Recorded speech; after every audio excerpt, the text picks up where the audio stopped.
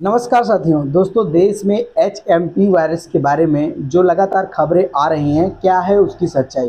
दोस्तों, कहा जा रहा है कि कोरोना की तरह फिर से ही लॉकडाउन लगने वाला है या ये बहुत ज़्यादा खतरनाक होने वाला है, कितनी सारी जान लेने वाला है। तो क्या है इसकी सच्चाई, क्या है पूरी जानकारी, आज मैं आपको इस वीडियो में बताने वाला हूँ।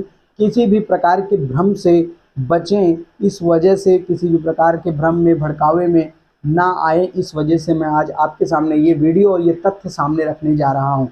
तो HMP वायरस है क्या? दोस्तों, ये ह्यूमन पिनोमोनिया वायरस है।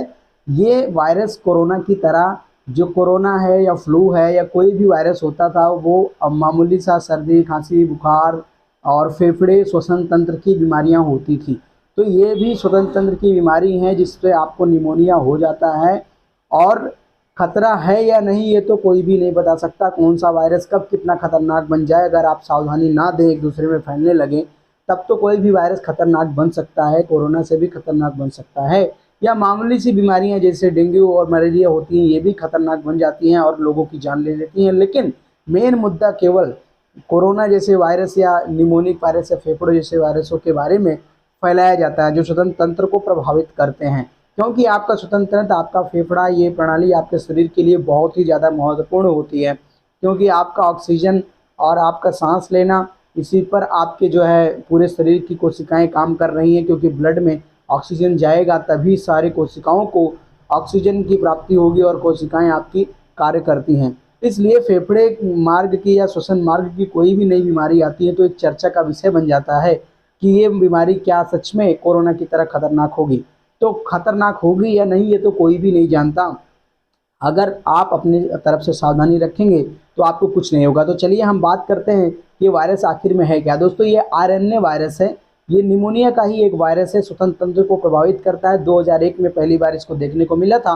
अभी भारत देश में एक दो केस देखने को मिल रहे हैं, लेकिन ऐसी कोई पुष्टि नहीं कर सकता, ऐसा कोई भ्रम नहीं फैला सकता कि कोरोना की तरह खतरनाक होगा।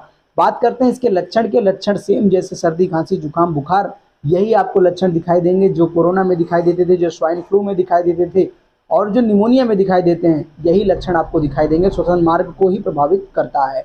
अब बात करते हैं इसके इलाज के बारे में। तो दोस्तों, ये तो कोई इलाज आपको है नहीं, आप जानते ही हैं। ना तो कोरोना के लिए बन पाया, ना तो इसके लिए बन पाया, ना इसके लिए कोई वैक्सीन ही बन पाया है।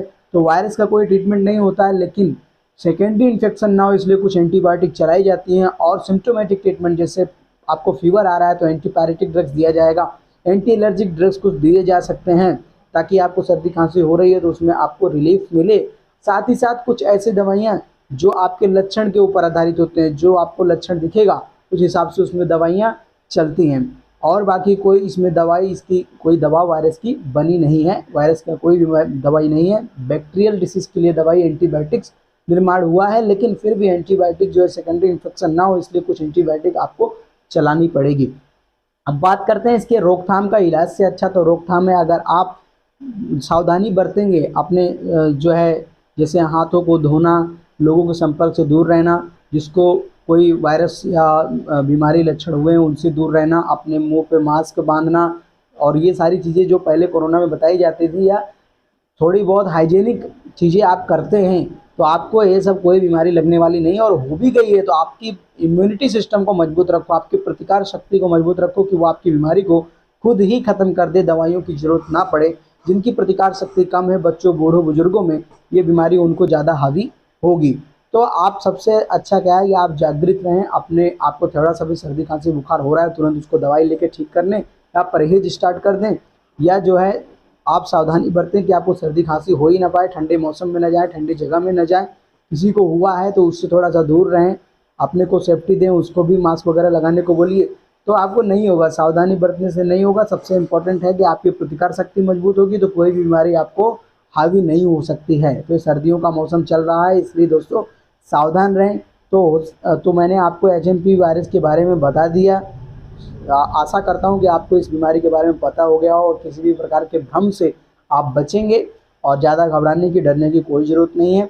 आपके लिए मैं और भी कोई अपडेट आएगा तो मैं लेकर के आऊँगा। अभी के लिए बस इतना ही दोस्तों। मैं फिर मिलूंगा किसी अन्य वीडियो के साथ। वीडियो पसंद आया तो सब्सक्राइब करना ना भूलना, कमेंट करना, शेयर करना बिल्कुल ना भूलें। धन्यवाद।